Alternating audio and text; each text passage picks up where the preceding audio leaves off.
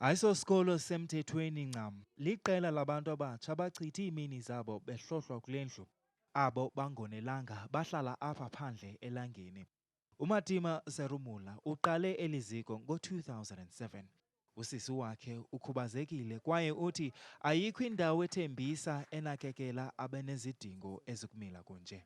Sikhulumile ne-municipality yethu ukuthi ifake isandla kulabantwana, but ayikho into bayenzile from last year 2013 up until today.